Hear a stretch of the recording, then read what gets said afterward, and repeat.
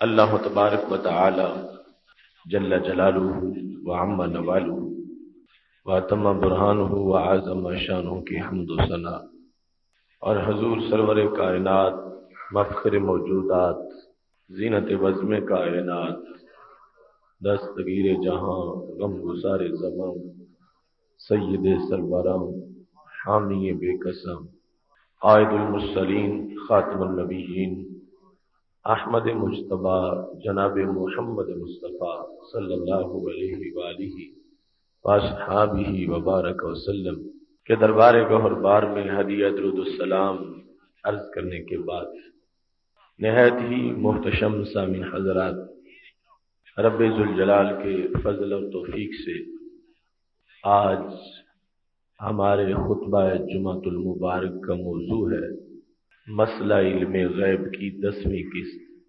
میری دعا ہے خالق کائنات جل جلالہ ہم سب کو قرآن و سنت کا فہم عطا فرمائے اور قرآن و سنت کے ابلاغ و تبلیغ اور اس پر عمل کی توفیق عطا فرمائے۔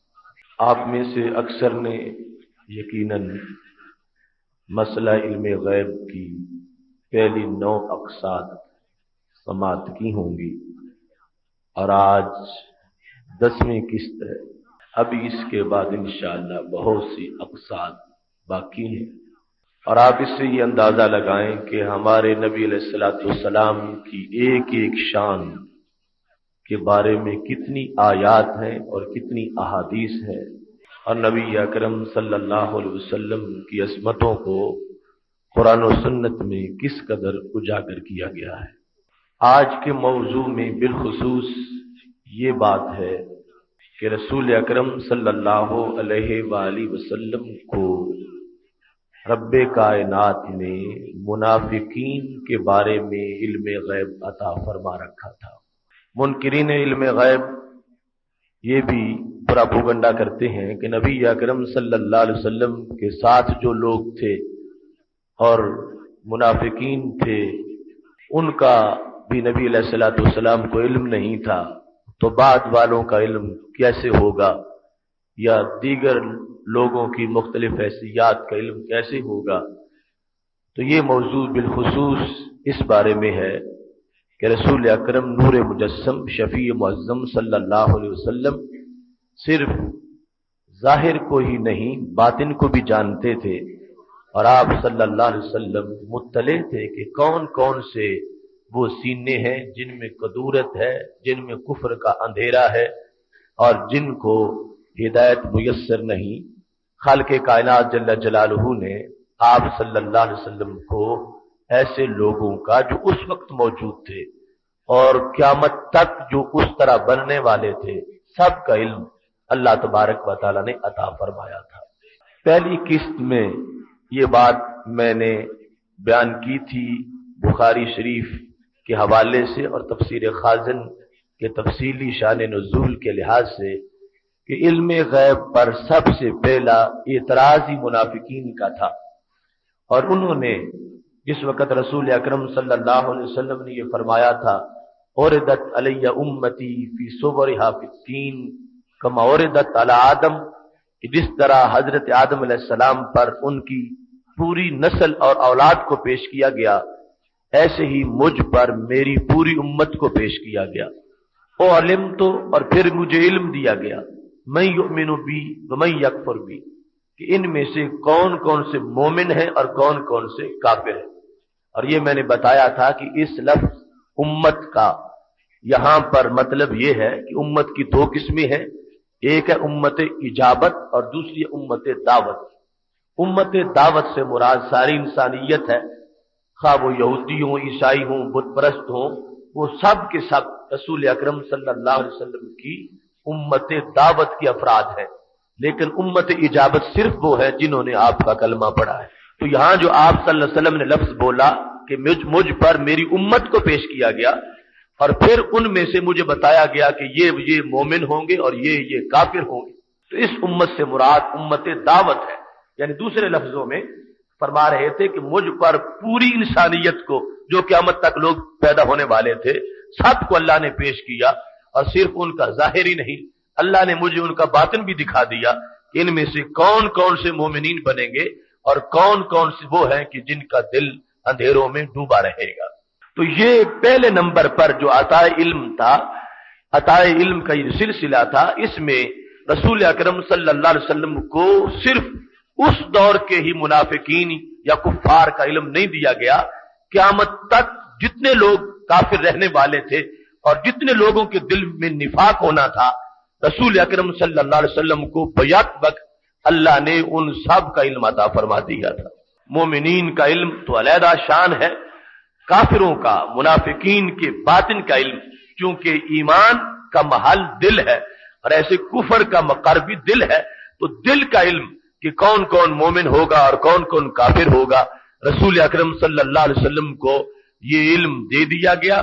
اس پر سب سے پہلے منافقین کا یہ اعتراض تھا، کافر تو پکے اندھیرے میں تھے، ان کا مسلمانوں کے ساتھ ان کی کوئی ریلیشن شپ نہیں تھی کہ وہ ادھر بھی شامل ہوں اور باتیں کریں، وہ دھتکارے ہوئے تھے شروع میں، لیکن یہ جو صفوں میں آ کے بیٹھ بھی جاتے تھے اور نماز بھی مسجد نبی میں پیچھے پڑھ لیتے تھے، ان لوگوں نے علیحدہ بیٹھ کے کہا کہ اگر ان کو قیامت تک کے لوگوں کا پتہ ہوتا تو کم از کم ہمارا تو پتہ ہوتا، ہم ساتھ نماز پڑھتے ہیں اور آج تک ہمیں تو مسجد سے انہوں نے نکالا نہیں، اور دعویٰ یہ کرتے ہیں کہ میں قیامت تک کے لوگوں کو جانتا ہوں۔ کہنے لگے زعم محمد صلی اللہ علیہ وسلم، یہ محض خام خیالی ہے ان کی اور ان کا گمان ہے، اس کا حقیقت سے کوئی تعلق نہیں ہے۔ جب انہوں نے، منافقین نے سب سے پہلے اپنے بارے میں نبی علیہ الصلوۃ والسلام کے علم غیب کا انکار کیا، تو اس پر رسول اکرم صلی اللہ علیہ وسلم نے خطبہ دے کر تقریر کی جو بخاری شریف میں موجود ہے، فرمایا لا تسألونی عن شیء فیما بینکم وبین الساعۃ الا نبأتکم بہ، تم صرف اے منافقین اپنی بات کرتے ہو، میں کہتا ہوں اپنے علاوہ کائنات کی ہر چیز کی بات مجھ سے قیامت تک کی پوچھ لو، ہر خبر کا جواب دینے کے لیے تیار بیٹھا ہوں۔ بالخصوص شان برود اس آیت کا کہ ما کان اللہ لیذر المؤمنین علی ما انتم علیہ حتی یمیز الخبیث من الطیب، کہ اللہ کی شان نہیں کہ اب مومنوں کو پہلی حالت پر رہنے دے، اللہ مومنوں کے اندر سے جو پاک اور پلید ہیں ان کو جدا کرے گا، پاک ہی تمہاری مسجد میں رہیں گے، پلید اب تمہاری مسجد میں نہیں رہیں گے۔ مومنین کا لفظ جن کے اوپر بولا جاتا ہے ان کے اندر دو پارٹیاں ہیں، کچھ مومن کہلا کے منافق ہیں اور کچھ مومن کہلا کے سچے مومن ہیں۔ اللہ تعالیٰ نے فرما دیا اب ہم ان کو اکٹھا نہیں رہنے دیں گے، حتی یمیز الخبیث من الطیب، ہم پاک اور پلید جدا جدا کریں گے۔ تو یہ سب سے پہلا واقعہ تھا کہ جس میں رسول اکرم صلی اللہ علیہ وسلم کے علم غیب شریف کا مدینہ شریف میں منافقوں نے انکار کیا اور بالخصوص اپنے بارے میں کہنے لگے کہ ہمارا تو ان کو کوئی علم نہیں، اور دعوے یہ کرتے ہیں کہ میں قیامت تک کے لوگوں کو جانتا ہوں۔ لہذا رسول اکرم صلی اللہ علیہ وسلم کے علم کا جب انہوں نے انکار کیا تو اللہ تعالیٰ نے فرما دیا وما کان اللہ لیطلعکم علی الغیب ولکن اللہ یجتبی من رسلہ من یشاء، اللہ کی یہ شان نہیں کہ تمہیں غیب دے، لیکن اپنے رسولوں میں سے جسے چاہتا ہے اسے غیب عطا فرما دیتا ہے۔ منافقین کا یہ طریقہ پہلے دبا ہوا تھا، پھر ان کو مسجد سے نکال دیا گیا، اس کے بعد بھی عام لوگوں کے لیے منافقین کی شناخت بڑی مشکل تھی، لیکن رسول اکرم نور مجسم شفیع معظم صلی اللہ علیہ وسلم کو رب کائنات نے جو علم دیا ہے، اس آیت کے نزول میں بھی حکمت یہی تھی۔ جب یہ لفظ بولا جا رہا تھا ما کان اللہ لیذر المؤمنین، اللہ کی یہ شان نہیں کہ اب انہیں یوں ہی رہنے دے کہ تمہارے منکرین بھی تمہارے پیچھے ہی رہے، میرے پیغمبر تم نے آج تک ان کے ساتھ گزارا کیا اور ان کو رحمت کی چھتری کے نیچے رکھا، تم جانتے ہوئے بھی ان کو ساتھ رکھ رہے تھے، مگر انہیں غلط فہمی ہوگی کہ شاید تمہیں ان کی خبر نہیں، تم نے تو ان کو ساتھ رکھا، مگر اب میرا حکم ہے آپ کو بھی کہ ان کو نکال دو مسجد سے، میں اب یہ برداشت نہیں کروں گا کہ آپ ان کو ساتھ رکھیں۔ تو اس سے بھی یہ حکمت ظاہر ہو رہی تھی جو رسول اکرم صلی اللہ علیہ وسلم نے دیگر مقامات پر لفظوں میں بیان کی، فرمایا میں کسی کو نہیں نکالتا، لوگ کیا کہیں گے کہ یہ جو ان کا کلمہ پڑھتا ہے اس کو بھی مسجد سے نکال دیتے ہیں۔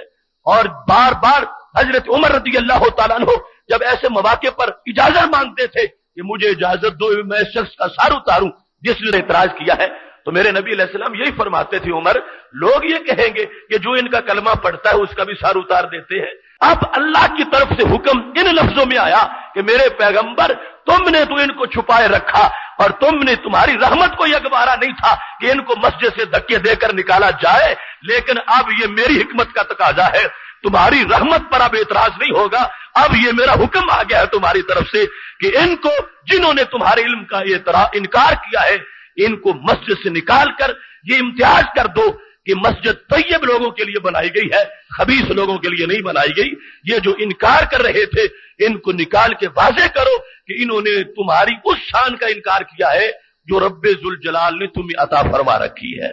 اس کے ساتھ بالخصوص قرآن مجید برہان رشید کی سورہ محمد کی آیات اس بارے میں نص ہے کہ اللہ تعالیٰ نے ہمارے نبی علیہ السلام کو علم منافقین دیا۔ آیت کریمہ ہے ام حسب الذین فی قلوبہم مرض ان لن یخرج اللہ اضغانہم۔ اللہ فرماتا ہے کیا سمجھ لیا ان لوگوں نے جن کے دلوں میں بیماری ہے، کیا ان لن یخرج اللہ اضغانہم، کہ اللہ ان کے دلوں کا گھمنڈ ظاہر نہیں کرے گا۔ ان لوگوں نے یہ سمجھ لیا کہ ان کے دلوں کی بیماری چھپی رہے گی۔ جن کے دلوں میں مرض ہے، یہ جملہ منافقین کا پکا جملہ ہے، جن کے دلوں میں مرض ہے ان کے بارے میں یہ پکا نص کا حکم ہے۔ فرمایا جن کے دلوں میں مرض ہے کیا وہ یہ سمجھتے ہیں کہ ان کا مرض چھپا رہے گا اور ان کے مرض کی کسی کو اطلاع نہیں ہوگی؟ رب فرماتا لو نشاء لاریناکہم، میرے نبی ہم چاہیں تو تم سے چھپ کیا سکتا ہے؟ لو نشاء، اگر ہم چاہیں، لاریناکہم، ہم دکھائیں گے تجھے وہ لوگ، لاریناکہم، اس میں جو علم کی عطا ہے اس کا انداز بھی بیان کیا گیا۔ فرمایا منافقین پردوں میں چھپے، عام انسان ان پردوں کو نہیں سمجھ سکتا، لیکن ہم چاہیں تو ہم 1000 پردے کے اندر چھپا ہوا منافق بھی اے نبی تمہاری آنکھ کے سامنے ننگا کر سکتے ہیں۔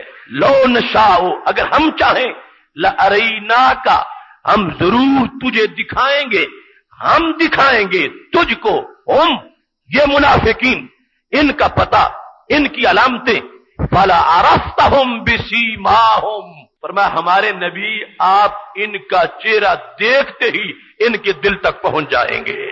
قرآن مجید کی آیت ہے لو نشاء لاریناکہم فلا عرفتہم بسیماہم، اگر ہم چاہیں تو ہم تجھے دکھا دیں گے، کیا فلا عرفتہم بسیماہم، آپ ان کے ماتھے دیکھ کر ان کے دل کی عبارت پڑھیں گے، ان کے چہرے کی علامت سے ہی آپ ان کے دل کو سمجھ جائیں گے۔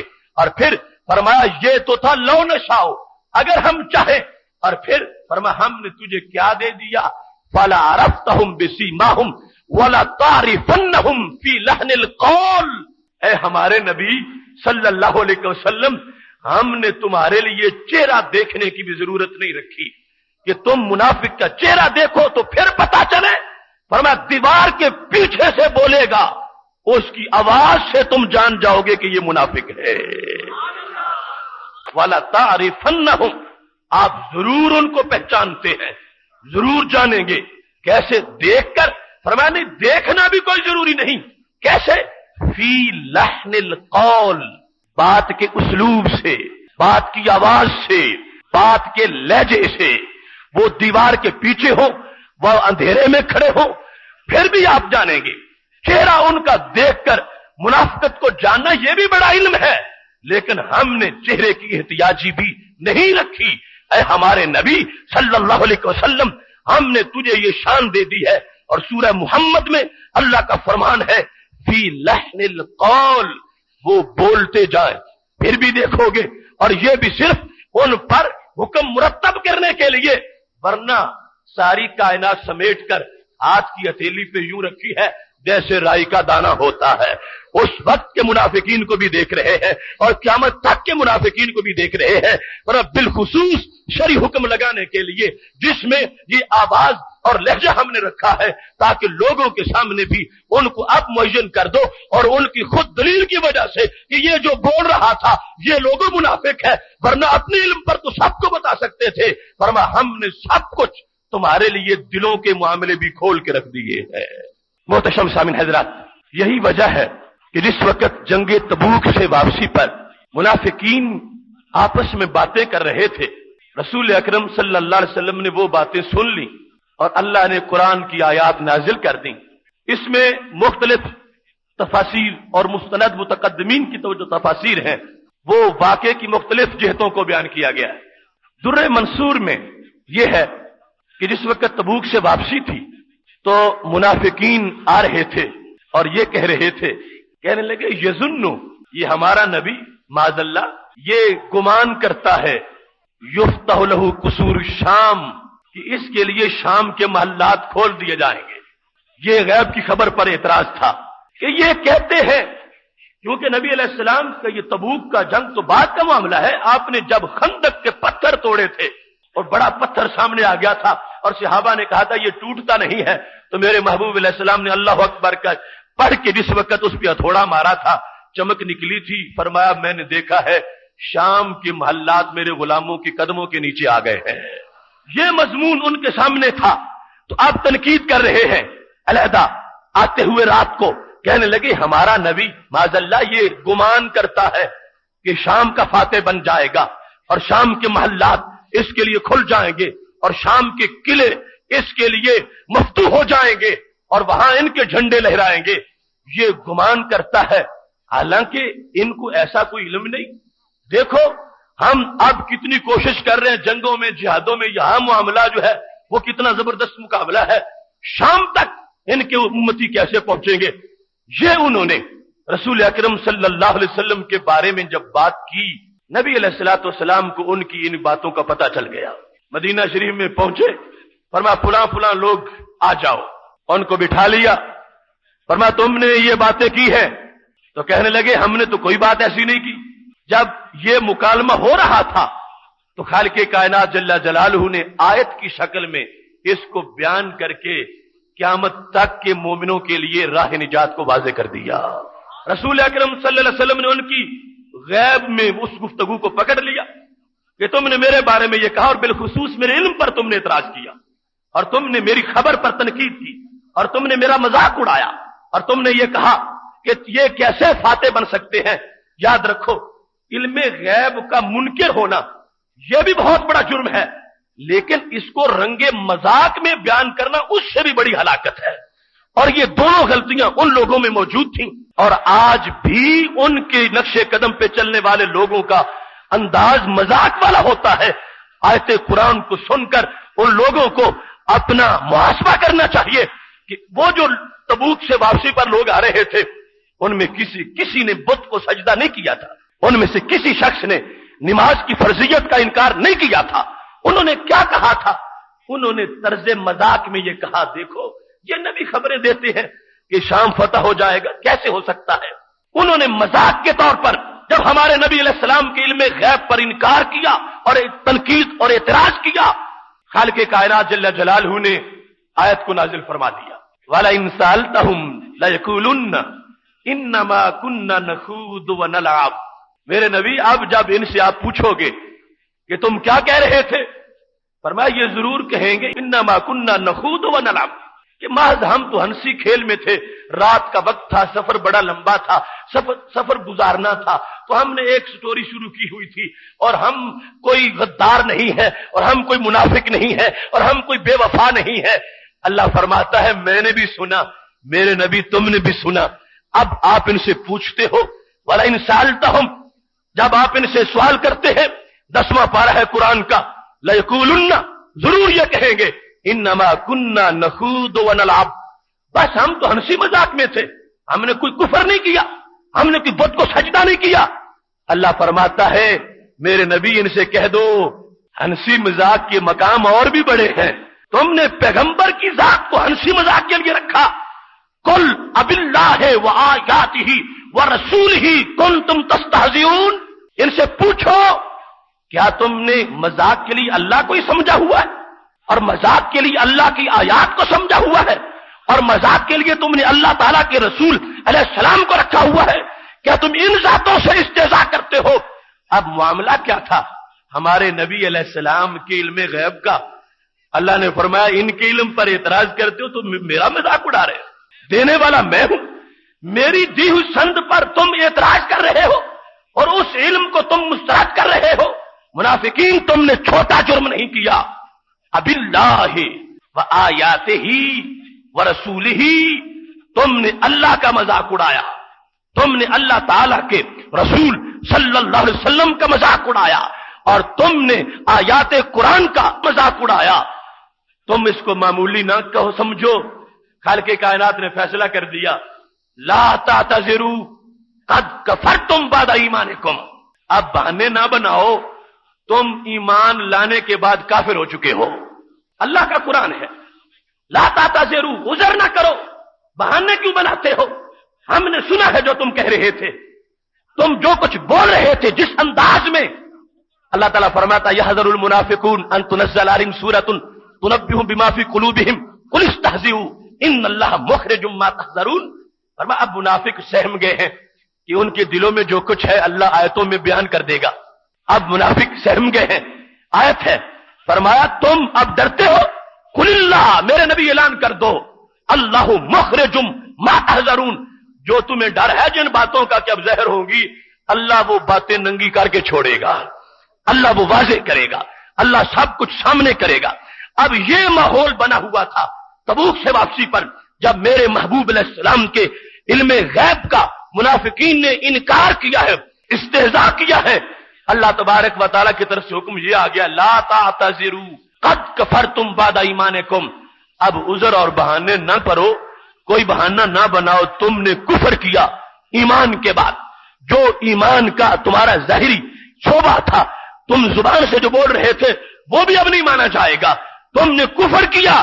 اب یہ لفظ کفر جو قرآن میں آیا ہے، کس بات پر؟ ان لوگوں کا جرم کیا تھا؟ ان لوگوں کا کیا جرم تھا کہ قرآن کہتا کفرتم بعد ایمانکم، ایمان کے بعد تم کافر ہو گئے. یہ اس صورت میں نہیں کہ انہوں نے کہیں بت کو رستے میں سجدہ کیا، یا انہوں نے اللہ کی توحید کا انکار کر دیا، یا انہوں نے باس بعد الموت کا انکار کر دیا، یا انہوں نے ایمان بالملائکہ اور ایمان بالکتب کو چھوڑ دیا، یا انہوں نے نماز کی فرضیت کا انکار کر دیا.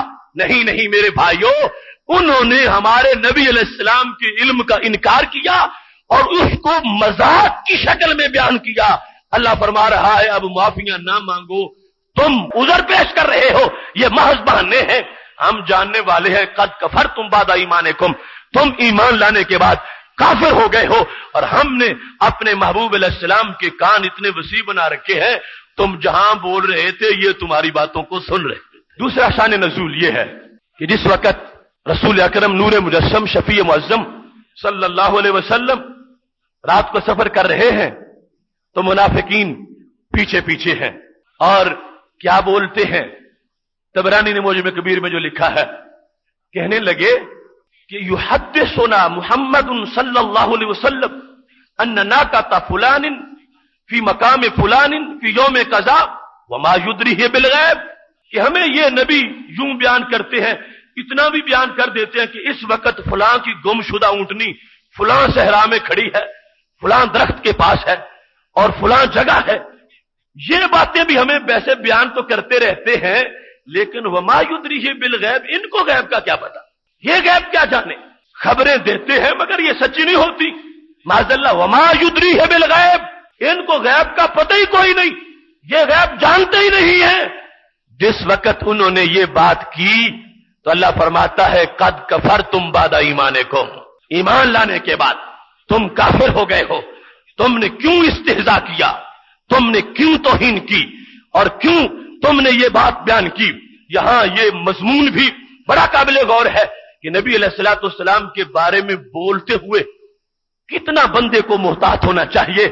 اب یہاں وہ بظاہر ایک جملہ بول رہے ہیں، لیکن اس کا مضمون اپنی جگہ کہ وہ کتنا گندا ہے، لیکن اس کا طریقہ جو ہے اس پر خاص گرفت کی گئی ہے. اللہ تعالیٰ فرماتا ہے قل استہزئوا، میرے نبی ان سے کہہ دو کر لے جتنا کرنا ہے مزہ. قل استہزئوا، جس طرح اللہ تعالیٰ فرماتا ہے قل اعملوا، جو کچھ تم نے کرنا ہے کر لو، میں قیامت کے دن پوچھوں گا تم سے.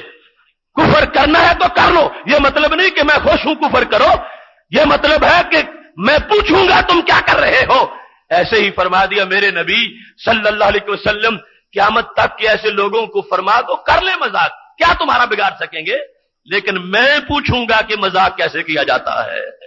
اب اس مقام پر رسول اکرم نور مجسم شفیع معظم صلی اللہ علیہ وسلم آپ کو حکم ہے اللہ تعالیٰ کی طرف سے، یہی آیات ہے جو نازل ہو گئی، اور ان لوگوں کا انکار کیا گیا کہ تم نے یہ لفظ کیوں بولے وما یدریہ بالغیب، کہ ان کو غیب تو آتا ہی نہیں اور خبریں ویسے ہی دیتے جاتے۔ ایسے ہی البحر المحیط کے اندر یہ بھی موجود ہے کہ رسول اکرم نور مجسم شفیع معظم صلی اللہ علیہ وسلم نے 70 کے نام گنے کہ یہ منافق ہیں، اور اللہ نے قرآن مجید کی آیت ان کے بارے میں نازل کر دی، لیکن بعد میں یہ بات پیش نظر تھی کہ ان منافقوں کے بیٹے پکے مومن تھے، اور یہ بات سامنے رکھی گئی کہ اگر ہمیشہ یہ نام قرآن میں پکارے جائیں گے تو یہ جو بیٹے ہیں پکے، ان کے پکے مومن، ان کی بڑی حوصلہ شکنی ہوگی اور ان کے لیے بڑی مشکل بن جائے گی، تو پھر ان کے نام منسوخ کیے گئے۔ رسول اکرم صلی اللہ علیہ وسلم نے واضح طور پر ان ناموں کا تلفظ کیا، ان کو بیان کیا کہ منافقین کون کون سے ہیں اور ان کے نام کون کون سے ہیں، اور اس کے بعد اس کو منسوخ کر دیا گیا اس حکمت کے پیش نظر کہ یہ جو کچھ ہے وہ ہے، لیکن ان کے بیٹوں میں صحیح ایمان آ چکا ہے، اور ان کی حوصلہ شکنی نہ ہو جائے، ان کے دل کی رضا جوئی کے لیے یہ کر دیا گیا، ان ناموں کو حذف کر دیا گیا۔ لیکن یہ تو ماننا پڑے گا کہ خالق کائنات جل جلالہ نے جن کے بارے میں آیات نازل کی، اگر سرکار صلی اللہ علیہ وسلم کو ہی اس قرآن کا علم نہیں ہوگا تو اور کسی کو علم کیا ہوگا؟ پھر تو لغو بات ہو جائے گی، پھر تو اللہ کا کلام محمل ہو جائے گا۔ خالق کائنات جل جلالہ جن کو معین کر کے یہ کلام اور آیات نازل کر رہا ہے، ماننا پڑے گا محبوب علیہ السلام کے سینے میں ان کا علم موجود ہے۔ اس واسطے فلا عرفتہم بسیماہم ولتعرفنہم فی لحن القول کے بعد سارے مفسرین اس بات کو لکھتے ہیں کہ محبوب علیہ السلام کے سامنے آتے جاتے تھے منافقین، یا آواز آتی جاتی تھی، محبوب علیہ السلام پھر مطلع ہے، جانتے ہیں، اور اگر ضرورت پڑتی تھی، ویسے پردہ چاک نہیں کرتے تھے، لیکن جب ضرورت پڑتی تھی تو بندوں کے سامنے بھی ان کا تعارف کروا دیتے تھے۔ اس موقع پر بڑی عجیب بات یہ ہے کہ حضرت حذیفہ بن یمان رضی اللہ تعالی عنہ کا منصب صحابہ میں یہ تھا کہ یہ صاحب علم منافقین ہیں۔ آج لوگوں نے نبی علیہ السلام کے علم کا انکار شروع کر دیا کہ آپ کو علم نہیں۔ صحابہ میں جب شعبے تقسیم ہوئے کہ حضرت معاذ بن جبل رضی اللہ تعالی عنہ یہ فقہ بیان کریں گے، اور حضرت ابی بن کعب جو ہے قرات کے مسائل بیان کریں گے، اور حضرت علی المرتضی رضی اللہ تعالی عنہ یہ جج بنیں گے اور فیصلے کریں گے، اس وقت یہ شعبہ طے ہوا تھا کہ قیامت تک کے منافقین کی بات پوچھنی ہے تو وہ حضرت حذیفہ بن یمان بیان کریں گے۔ تدرک للحاکم میں حضرت علی رضی اللہ تعالیٰ عنہ کا یہ قول موجود ہے۔ جب ان سے پوچھا گیا کہ حذیفہ بن یمان کون ہے، فرمانے لگے عالم المنافقین۔ حذیفہ بن یمان کی پکی نشانی یہ ہے، سارے ان کے کردار میں سب سے بڑی پہچان ان کی یہ ہے کہ ان کو رسول اللہ صلی اللہ علیہ وسلم نے منافقین کے علم کا اسپیشلسٹ بنایا تھا۔ جتنی بھی منافقین کی علامتیں تھیں اور جتنا تعارف تھا، نام تک رسول اکرم صلی اللہ علیہ وسلم نے ان کو بتا دیے تھے، یہاں تک کہ ذہبی نے سیر اعلام النبلاء کے اندر حضرت حذیفہ بن یمان کے حالات میں لکھا ہے کتنا ان کو اس مضمون کا اسپیشلسٹ سمجھا گیا کہ ایک دن سیدنا عمر رضی اللہ تعالی عنہ ہاتھ باندھ کے کھڑے ہو گئے، اے حذیفہ مجھے میرے بارے میں بتا دو، کیا میرا نام تو ان میں نہیں کہ جن کو منافقین کہا گیا ہو؟ ان کے اس علم کو کتنا تسلیم کیا گیا اور اس میں ان کو کتنا فائق سمجھا گیا۔ وہ حضرت عمر جو تجویز پیش کریں تو آیت کا نزول ہو جائے، جن کو امت کا سب سے بڑا صاحب الہام سمجھا جائے، جن کی شان یہ ہو اگر بعد میں نبی آتے تو عمر فاروق نبی ہوتے، وہ عمر ان کے اس وصف کو مانتے ہوئے پوچھ رہے ہیں حذیفہ بن یمان تجھے جو رسول اکرم صلی اللہ علیہ وسلم نے منافقین کے بارے میں بتایا ہے مجھے بتا دو، کہیں میرا نام تو ان میں شامل نہیں؟ اتنے پاک کردار والے اور عمدہ ایمان والے عمر فاروق رضی اللہ تعالیٰ عنہ جب حضرت حذیفہ سے پوچھ رہے تھے تو معاذ اللہ آج کے توحید پرستوں والا خیال نہ آیا کہ یہ بات تو ہمارے نبی علیہ السلام کو بھی نہیں آتی، حذیفہ کو کہاں سے آئے گی؟ ماننا پڑے گا کہ حضرت عمر رضی اللہ تعالیٰ عنہ جب یہ پوچھ رہے تھے تو اعلان کر رہے تھے لوگوں جس کو تم بنائے پھرتے ہو کہ یہ کسی کو پتا نہیں، یہ تو ہمارے نبی علیہ السلام کے غلاموں کو بھی آتا ہے۔ منافقین کا علم غلاموں کو بھی میسر ہے، غلاموں کو بھی آتا ہے، اور غلاموں کو بھی اس میں مہارت حاصل ہے۔ جس وقت حضرت عمر رضی اللہ تعالیٰ عنہ نے پوچھا تو حضرت حذیفہ نے باقاعدہ جواب دیا، فرمایا تم میں سے شامل نہیں ہو، لیکن عمر آج تم نے تو پوچھا ہے، لا ازکی بعدہ کا احدا، آج کے بعد میں کسی کے سامنے بیان نہیں کروں گا، اور میں کسی کے سامنے اپنے آپ کو یوں پیش نہیں کروں گا کہ وہ مجھ سے پوچھے اور میں اس کو گارنٹی دوں۔ یہ معاملہ بڑا نازک ہے اور میری کچھ پابندیاں بھی ہیں اس بارے میں۔ تو آپ نے پوچھا چونکہ آپ کا کردار والا ہے اور آپ کے بارے میں گواہی دینا مجھ پر فرض بھی تھا، میں نے تمہارے باطن پر وہ گواہی دے دی جو دستخط میرے نبی علیہ السلام کے تھے۔ آتا صاحب کے بارے میں ہے مجھ کو، لیکن بتانے سے اجتناب کروں گا کہ مجھے پڑھا کر مجھے اس کے کچھ ادب بھی سکھائے گئے ہیں۔ یہ حضرت حذیفہ بن یمان رضی اللہ تعالیٰ عنہ، منافقین کا پتہ ہے ان کو، منافقین کے نام بھی جانتے ہیں۔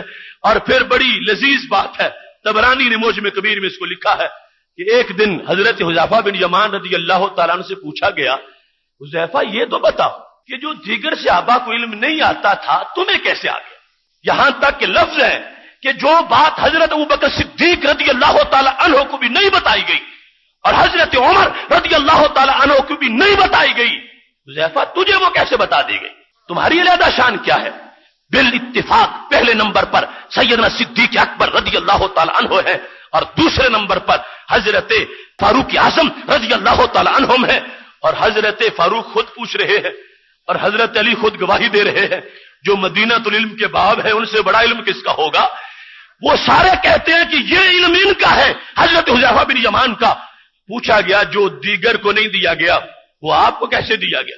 اور یہ بات بھی ذہن میں رکھیں، یہ ہے اختصاص، ورنہ نگاہ ولایت سے جو سیدنا صدیق اکبر رضی اللہ تعالی عنہ وفات کے وقت اپنے گھر کی خبر دے سکتے ہیں کہ میں جا رہا ہوں، میرے گھر میں میرے بعد بیٹا نہیں بیٹی پیدا ہوگی اور اس کی وراثت کا بھی میں حساب کر کے جا رہا ہوں۔ ان کی بھی نگاہ کوئی کم تیز نہیں، لیکن یہ خصوصیت ہے محبوب علیہ السلام جزوی طور پر جسے جتنا نوازنا چاہے نواز سکتے ہیں۔ فرمایا پوچھا گیا وجہ کیا ہے؟ تو طبرانی میں تفصیل سے لکھا ہے، اور امام ساوی نے تفسیر جلالین کی شرح میں بھی اس کو لکھا ہے کہ رسول اکرم نور مجسم شفیع معظم صلی اللہ علیہ وسلم کے یہ عظیم صحابی حضرت حذیفہ بن یمان رضی اللہ تعالیٰ عنہ نے وجہ بیان کی کہ دیگر کو نہیں آیا مجھے آیا۔ وجہ کیا ہے؟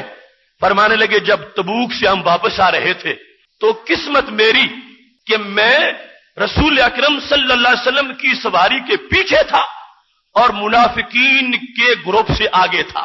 اس دوران میرے کانوں نے یہ سنا کہ منافقین کہہ رہے تھے آج بڑا سنہری موقع ہے، اس اونٹنی کو ہم دوڑائیں، اور پیغمبر اب سوئے ہوئے ہیں، اونٹنی دوڑے گی وہ نیچے گر جائیں گے، معاذ اللہ ان دکت انہوں کو ان کی گردن ٹوٹ جائے گی، اس طرح نہ من ہو ہمیں راحت مل جائے گی۔ یہ لفظ ہے ان کے کہ کبھی ہمیں کسی جہاد میں لے جاتے ہیں کبھی کسی جہاد میں لے جاتے ہیں، اگر وہاں ہم قاتلانہ حملہ کریں گے تو ہمیں کون زندہ چھوڑے گا؟ اب بڑا وقت سنہری ہے، یہ تنہا ہے، اور اس وقت اونٹنی کو دوڑانا یہ کوئی مشکل بھی نہیں اور یہ کوئی بہت بڑی جسارت بھی نہیں۔ ہم اونٹنی دوڑائیں گے، وہ سو رہے ہیں، وہ اپنا توازن برقرار نہیں رکھ سکیں گے اور نیچے گر جائیں گے اور معاذ اللہ شہید ہو جائیں گے اور ہماری معاذ اللہ جان چھوٹ جائے گی۔ جب انہوں نے آپس میں یہ بات کی، حضرت حذیفہ بن یمان رضی اللہ تعالیٰ عنہ کہتے ہیں میں نے سن لی، اب میں بارگاہ نبوت کی ادب بھی جانتا تھا، یہ تو نہیں کہہ سکتا تھا کہ یا رسول اللہ صلی اللہ علیہ وسلم منافق یہ کہہ رہے ہیں فوراً بیدار ہو جاؤ اور یوں کرو وہ کرو، یہ بھی نہیں کہہ سکتا تھا، اور میں نام لے کے آواز بھی نہیں دے سکتا تھا۔ کہتے ہیں میں نے زور زور سے قرآن پڑھنا شروع کر دیا۔ کہتے ہیں جب میں نے زور زور سے قرآن پڑھا تو میرے محبوب علیہ السلام نے فرمایا حذیفہ جو کچھ میں نے سنا ہے وہ تو نے بھی سنا ہے، کیونکہ شان یہ ہے تنام عینا یا ولا ینام قلبی، آنکھیں سوتی ہیں دل بیدار رہتا ہے۔ حذیفہ جو میں نے سنا وہ تم نے بھی سنا۔ حذیفہ کہتے ہیں یا رسول اللہ صلی اللہ علیہ وسلم ہاں میں نے بھی سنا، اس لیے میں زور سے قرآن پڑھ رہا تھا۔ پھر فرمایا اتعرفہم، جانتے ہو یہ کون کون ہے؟ میں آگے ہوں، یہ اندھیرے میں پیچھے ہیں اور تم درمیان میں تھے۔ فرمایا تعرفہم तबरानी के लफ्ज ये है कि इन्होंने कहा मैं जानता हूं, और सावी के लफ्ज ये है इन्होंने कहा मैं नहीं जानता कि वो कौन कौन से हैं। कहते हैं जब मैंने ये कहा या रसूल अल्लाह सल्लल्लाहु अलैहि वसल्लम मैं जानता हूं, या ये कहा मैं नहीं जानता, तो दोनों सूरतों में क्या था, अद्दा अस्माअहुम, नबी अलैहिस्सलाम ने हर एक का नाम लेके मुझे बता दिया।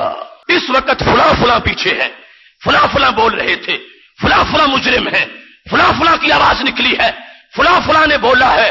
हजरत हुज़ैफा बिन यमान बाद वालों को जवाब दे रहे हैं कि लोगों सिर्फ मुझे क्यों आता है, इस वास्ते की किस्मत मेरी है, मैं उस वक्त पास था, मेरे नबी अलैहिस्सलाम ने मुझे उनके बारे में भी बता दिया और दीगर के बारे में भी बता दिया।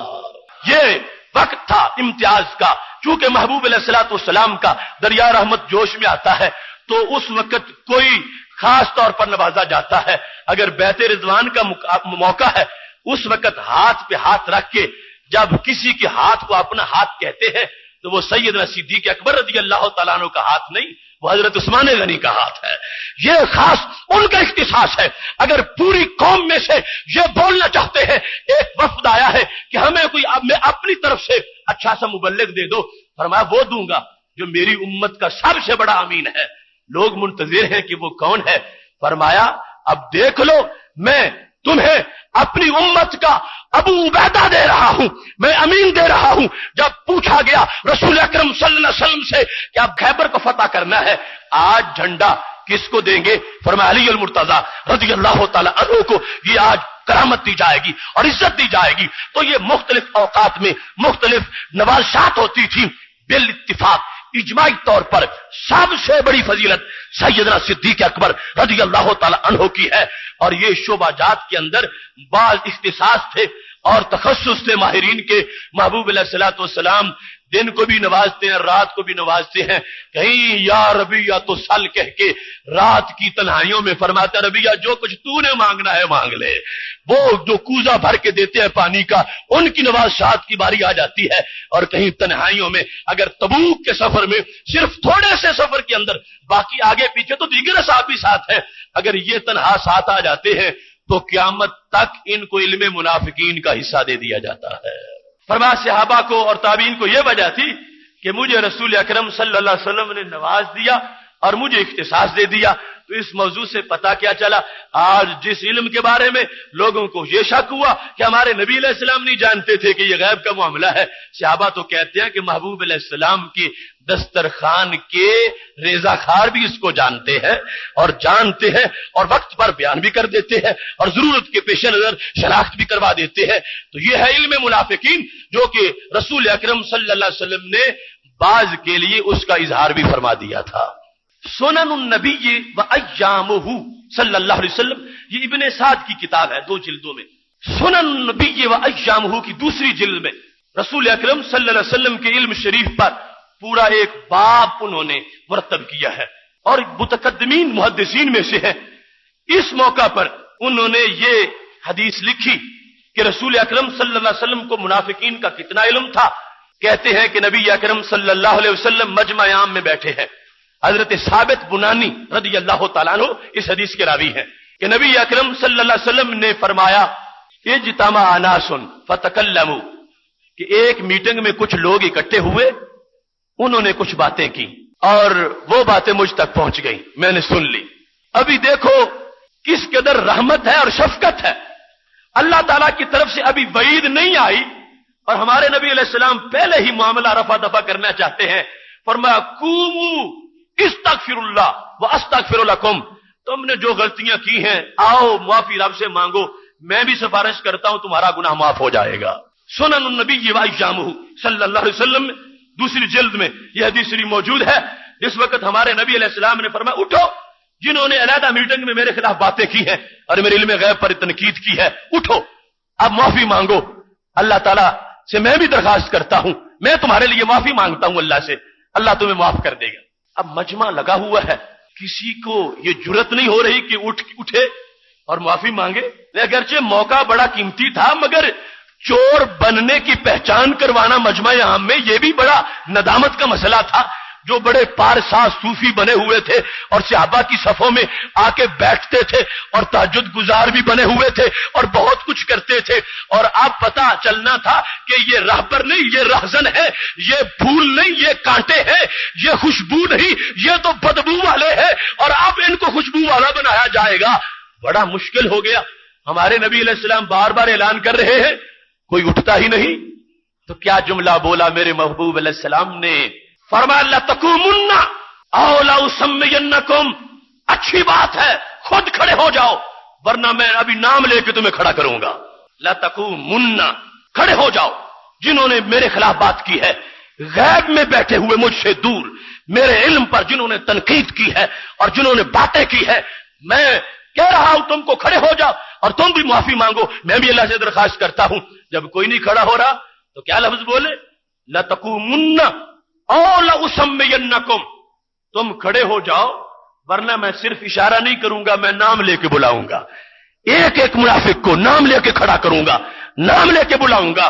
اب دیکھو کتنے وہ گھل مل کے بیٹھے ہوئے تھے اور کس قدر وہ صحابہ کے ساتھ ملے ہوئے تھے، اور اس سے پتا چلتا ہے کہ ہمارے محبوب علیہ السلام وہ کتنا شرع صدر تھا اور پکا علم تھا۔ فرمایا مجھے صرف قیافہ نہیں، مجھے نام تک آتے ہیں، اگر تم نہیں اٹھو گے تو اب میں نام بھی بولوں گا۔ میں ویسے پردہ ڈالتا رہا اور اب بھی چاہتا ہوں خود کھڑے ہو جاؤ تاکہ پھر تمہیں یہ تکلیف نہ ہو کہ ہمیں کان سے پکڑا اور مسجد سے نکالا اور برسر عام ہمیں شرمندہ کیا۔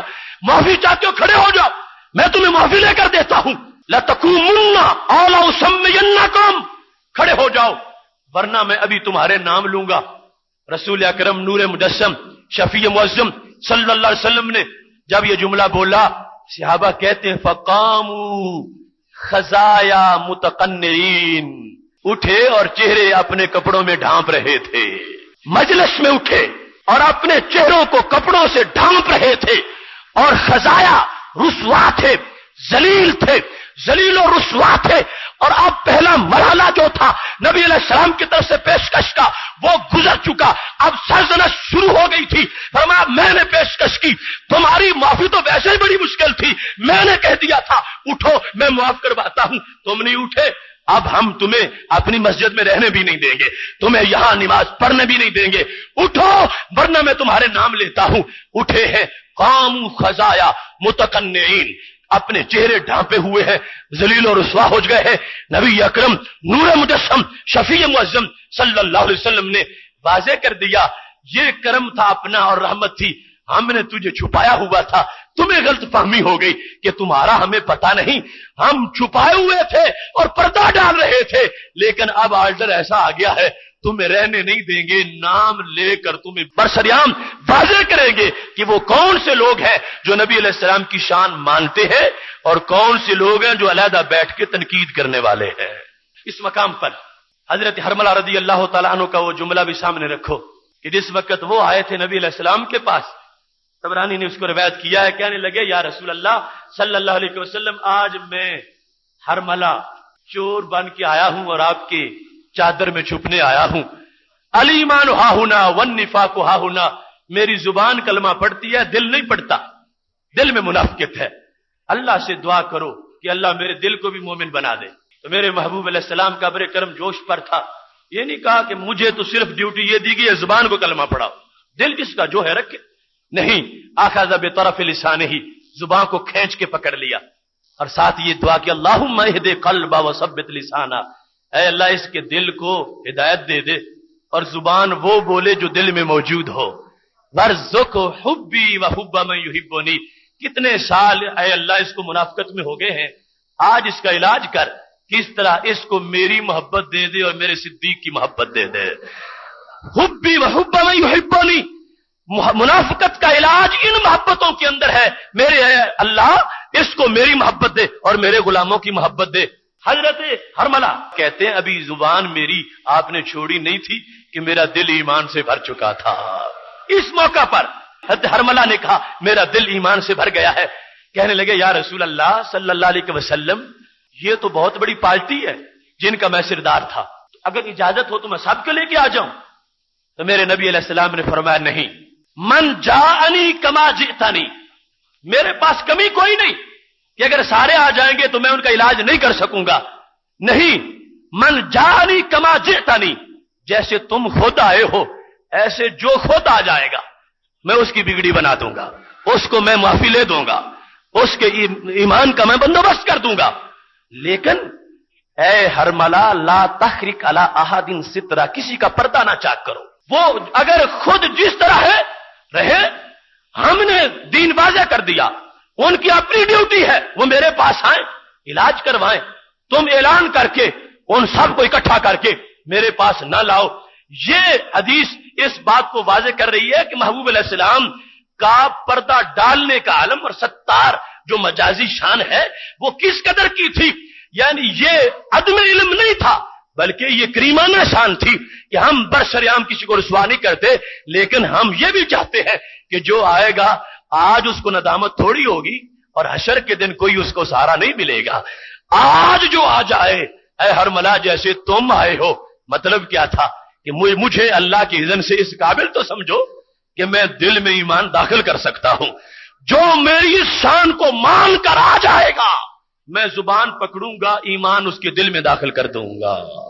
رسول اکرم نور مجسم شفیع معظم صلی اللہ علیہ وسلم کو کس قدر علم منافقین ہے. بخاری شریف کی یہ حدیث سامنے رکھیے کہ جس وقت ہمارے نبی علیہ السلام غنیمتیں تقسیم کر رہے تھے، ایک شخص آ گیا، اس کا نام ذوالخویسرہ تھا. اب تقسیم ہو گئی تو اس نے کہا اعدل یا محمد صلی اللہ علیہ وسلم، کہ اے اللہ کے نبی عدل کرو. مشورے دینے آیا ہے اس ذات کو کہ جنہوں نے دودھ پیتے وقت بھی عدل کیا تھا. اور حضرت حلیمہ رضی اللہ تعالی عنہا کا ایک طرف سے دودھ پیتے تھے اور دوسرا اپنے بھائی کی رضائی کے لیے رکھتے تھے. یہ صوفی اور یہ متقی اور یہ جعلی توحید پرست ہمارے نبی علیہ السلام کو مشورہ دینے آ گیا. یہودی نہیں تھا، عیسائی بھی نہیں تھا اور بت پرست بھی نہیں تھا، کلمہ گو تھا. اور کلمہ گو کے اندر وہ پارٹی جس کو حتی یمیز الخبیثہ من الطیب سے جدا کیا گیا تھا. کہنے لگا بڑا پارشاہ بن کے کہ عدالت کرو. تو ہمارے نبی علیہ السلام نے فرمایا کچھ ہوش کر کے بول، من یعدل اذا لم عادل بدبخت ویلکا، تو تباہ ہو جائے.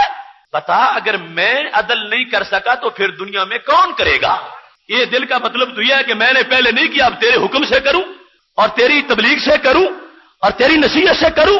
فرمایا میں نے عدل کیا ہے اور ساتھ یہ جھڑکی دی ویلکا، تو ہلاک ہو جائے. مجھے مشورے دیتا میں یعدل اذا لم عادل، اگر میں نے عدل نہیں کیا تو بتا کون عدل کرنے والا ہے. پھر اس موقع پر حضرت عمر رضی اللہ تعالی عنہ تلوار لے کے کھڑے ہو گئے. کہنے لگے یا رسول اللہ صلی اللہ علیہ وسلم، میں تو اس کو زندہ نہیں جانے دوں گا. کون ہوتا ہے جو تمہارے عدل کو چیلنج کر دے اور تمہارے سامنے یہ باتیں کرے؟ میں اس کا سر اتاروں گا. تو اس پر میرے نبی علیہ السلام نے جملہ بولا جو ہمارے آج کے موضوع کا حصہ ہے. اور میں عمر تم سمجھتی ہو کہ یہ ایک ہی گندا انڈا ہے؟ ان لہو اصحابا، اس کی پوری پارٹی ہے، ایک یہ اکیلا نہیں ہے، اس منافق کا پورا گروپ ہے. ان لہو اصحابا، اس کے بہت سے دوست اور بھی ہیں جو باطن میں میرے بارے میں یہی عقیدہ چھپائے ہوئے ہیں اور ایسے تنقیدیں کرتے ہیں. عمر اس کو چھوڑ دو. ان لہو اصحابا، اس کے اور بھی دوست ہیں میں جانتا ہوں، صرف یہ نہیں گروپ ہے پورا. اور کیا حیثیت ہے ہمارے محبوب علیہ السلام کے جاننے کی. خدا کی قسم ایمان اش اش کر اٹھتا ہے. منافقت کو جانا تو کتنے پردوں کے اندر سے جانا. اگر ایک شخص محض کلمہ پڑھتا ہوتا اور منافق ہوتا تو یوں بھی پہچانا جا سکتا تھا کہ کلمہ تو پڑھتا ہے مگر نماز نہیں پڑھتا، لہذا پتہ چلا کہ منافق ہے. کلمہ تو پڑھتا ہے مگر جہاد پر نہیں جاتا، پتہ چلا کہ منافق ہے. کلمہ تو پڑھتا ہے مگر یہ کار خیر میں شریک نہیں ہوتا، پتہ چلا تو منافق ہے. ایسا کھوج تو عام انسان بھی لگا سکتا تھا، مگر قربان جاؤں میرے محبوب علیہ السلام نے نمازیوں کے اندر سے منافقت کو پہچانا. جب پردے تھے اوپر اور دستانے پہنے ہوئے تھے ان گھنونے سازشیوں نے، تو میرے محبوب علیہ السلام کے جملے کیا تھے؟ فرمایا عمر ان کے اور بھی اصحاب ہیں، ان کی نشانی بتاؤں؟ وہ کیسے ہیں؟ وہ جلد نظر نہیں آتے، وہ کیا کرتے ہیں؟ منافق ہونے کے باوجود وہ کیا ہے؟ فرمایا یحقر احدکم صلاتہ ما صلاتہم وصومہ ما صومہم. فرمایا تم میں سے ایک بندہ ہے صحابہ اپنی نماز اس منافق کے مقابلے میں تھوڑی سمجھتا ہے. اس کے کچھ اصحاب ہیں جو منافق بھی ہے اور اتنے نمازی ہیں کہ صحابہ تم سے کہیں زیادہ نماز پڑھتے ہیں. یہ لفظ بڑے قابل غور ہے. آج کچھ لوگوں نے یہ سمجھ لیا کہ نماز یہ معیار حق ہے، نماز فرض عین ہے، مومن کی شان ہے اور کسی حال میں بھی چھٹی نہیں. مگر نماز ہی معیار حق اگر ہوتی تو میرے نبی علیہ السلام یہ نہ بیان کرتے. فرمایا عمر ان کے اصحاب بھی ہیں اور وہ اتنی نماز پڑھتے ہیں کہ اگر تمہیں پتہ چلے تو تم اپنی نماز کو حقیر سمجھو، تم کہو ہم تو تھوڑی سی پڑھتے ہیں اور وہ بہت زیادہ پڑھتے ہیں. عمر تم اپنے روزے کو ان کے روزوں کے مقابلے میں حقیر جانو. عمر تم اپنے عمل اور جہاد فی سبیل اللہ کو ان کے عمل کے مقابلے میں حقیر جانو. اس کی ایسی پارٹی موجود ہے اس وقت معاشرے کے اندر. اور یاد کر لو عمر یہ ساری چیزیں معیار حق نہیں ہیں. یخرجون من الاسلام کما یخرج الرمیۃ من السهم من الرمیہ. یہ سب کچھ ہونے کے باوجود مومن نہیں ہے، دین سے یوں ہی خالی ہے جیسے شکار سے تیر پار گزرتا ہے تو کوئی چیز بھی اس کے ساتھ نہیں ہوتی. یہ علم منافقین کا بیان بھی تھا اور قیامت تک کے لیے روشنی بھی تھی. فرمایا صحابہ ہماری نمازیں آج کیا ہوں گی؟ صحابہ کو کہا گیا تم میں سے کوئی ایک شخص جب ان کی نماز دیکھے گا تو ان کی دکھاوے کی اتنی نمازیں ہیں تم سمجھو گے کہ ہم تو کوئی نماز پڑھتے ہی نہیں، بڑی تھوڑی سی پڑھتے ہیں اور یہ اتنے بڑے لمبے پارسا اور متقی بنے ہوئے ہیں. تو یہ تقویٰ کی بناوٹی چادر کے اندر جو نفاق چھپا ہوا تھا ہمارے نبی علیہ السلام نے اس منافقت کو بھی ننگا کر دیا. فرمایا میرے صحابہ جان لو یہ ایک نہیں کہ اس کا سر اتارو گے تو بات ختم ہو جائے گی. اس کے اصحاب بھی ہیں، وہ اور بھی ہیں ایسے گندے انڈے میں جانتا ہوں اور یہ آزمائش ہے ہماری. ہم ابھی سر نہیں اتاریں گے. لوگ کہیں گے کلمہ گو کا سر اتارا اور کلمہ گو کو یہ کہہ دیا، کلمہ گو کو یہ کہہ دیا. ہم ان کو جو دوسرے لوگ ہیں بیرونی ان کے لحاظ سے بھی اپنی ایک پالیسی رکھیں گے. لیکن میرے صحابہ جان لو ان کے ایمان کو ایمان نہ سمجھنا. اور یہ بھی اجازت دے دی فرما میرے بعد جب تم ان کو ملو گے اجازت دیتا ہوں ان کا سر بھی اتار سکتے ہو. یخرجو من دے ھذا الرجل. فرما اس بندے کی نسل سے ایک قوم نکلے گی ان کا یہی کام ہوگا، نمازیں لمبی ہوں گی مگر مجھ سے بغض ہوگا. فرما ان سے جو کچھ کرنا ہو کر لینا. عمر میں اب تمہیں اجازت نہیں دوں گا. تو رسول اکرم نور مجسم شفیع معظم صلی اللہ علیہ وسلم نے اس وقت یہ واضح کر دیا کہ صرف ایک منافق کو نہیں سب کو جانتا ہوں. اور اس طرح نبی علیہ الصلوۃ والسلام نے ان کو پہچانا ہے کہ وہ 1000 پردوں میں چھپے ہوئے تھے مگر پھر بھی ہمارے محبوب علیہ السلام نے ان کی شناخت کر لی ہے، ان کو جانا ہوا ہے اور یہ مطلع کر دیا ہے کہ محض اعمال کو معیار حق کبھی بھی نہ بنا لینا. یہ اعمال تو علامتیں اور نشانیاں ہیں. جب دل صحیح ہوگا اور ایمان صحیح ہوگا منافقت دل میں موجود نہیں ہوگی. اللہ تبارک و تعالی عمل کی وجہ سے بندہ مومن کو بلند سے بلند مقام عطا فرما دے گا. محتشم سامعین حضرات، رسول اکرم نور مجسم شفیع معظم صلی اللہ علیہ وسلم کا اسی سے ملتا جلتا جملہ اور آج کی وہ سب سے واضح پالیسی ہے. ابن کثیر میں وہ حدیث شریف ہے اور درجنوں کتابوں میں ہے کہ جب میرے نبی علیہ السلام نے فرمایا تھا مجھے اپنی امت پر قرآن کا خطرہ ہے تو صحابہ نے پوچھا قرآن کا بھی خطرہ ہوتا ہے؟ قرآن نے تو خطرے مٹا دیے. اس موقع پر فرمایا مجھے خطرہ یہ ہے یتعلمہ المنافقون. میرے قرآن کا خطرہ مجھے یہ ہے کہ اس کا عالم منافق بھی بن جائے گا. یتعلمہ المنافقون، اس کے قاری منافق بھی بنیں گے اور اس کے عالم منافق بھی بنیں گے. تو پھر یا رسول اللہ صلی اللہ علیہ وسلم خطرہ کس چیز کا؟ اگر وہ پڑھ جائے تو اچھا ہے. فرمایا نہیں اچھا نہیں ہے. یجادلون بہ المؤمنین، خطرہ مجھے یہ ہے کہ میرے غلاموں کو تنگ کریں گے. یجادلون بہ، قرآن کی آڑ میں قرآن پیش کر کے قرآن پڑھ کے میرے مومنوں سے جھگڑا کریں گے. اس واسطے میں یہ خطرہ قرآن کا سمجھ رہا ہوں. اس کی تعلیم کے لیے پابندی نہیں ہوگی کہ مومن ہی مدرسہ بنائے، منافق بھی بنا لے گا، منافق بھی پڑھے گا، منافق بھی پڑھائے گا. آیات رٹ کے چپ رہتا تو پھر بھی کوئی بات نہیں تھی، وہ چپ کرے گا ہی نہیں. یجادلون بہ المؤمنین، بتوں والی آیات پڑھ پڑھ کے میرے ولیوں پر وہ میرے مومنوں کو دل جو ہے وہ ان کو دکھائے گا. اس واسطے میں آج اس درد کو محسوس کر رہا ہوں یہ منافقت کا تو پورا سلیبس جو ہے ہمارے نبی علیہ السلام نے اس کی حرف تک اس کو بیان کر دیا ہے، اور اس بات کو اسی وجہ سے ہی تو وہ گروپ اس کی طرف آ ہی نہیں رہا کہ اگر ہم یہ مان جائیں گے کہ نبی علیہ السلام نے غیب کی خبریں دی ہیں تو وہ خبریں ساری تو منافقوں کے بارے میں ہیں. وہ چاہتے ہیں سرے سے خبر کا انکار کر دو تاکہ منافقت کی جو خبریں دی گئی تھی ان کی بنیاد ہی ختم ہو جائے. مگر جب تک قرآن و سنت باقی ہے ان خبروں کا اور آیات کا جو بھی میں نے پڑھی ہے کیسے انکار ہو سکتا ہے اور کیسے ان کو بند کیا جا سکتا ہے. مبارک ہو اہل سنت تجھ کو، اللہ تبارک و تعالیٰ نے وہی صفہ والا صحابہ کا عقیدہ عطا فرمایا ہے. شمسامین حضرات، ہم اپنے لفظوں میں کسی کو نامزد نہیں کرتے اور اس واسطے کہ ہم دعوت فکر دیتے ہیں. اگر کسی کے ہاں کوئی ایسی بات ہے تو وہ ان آیات کو سامنے رکھ کے توبہ کر لے اور باز آ جائے اور ہمیں خوشی ہوگی. اور یہی ہمارا اصلاح کا پیغام ہے اور اس کو مختلف جہات سے دن رات پیش کر رہے ہیں.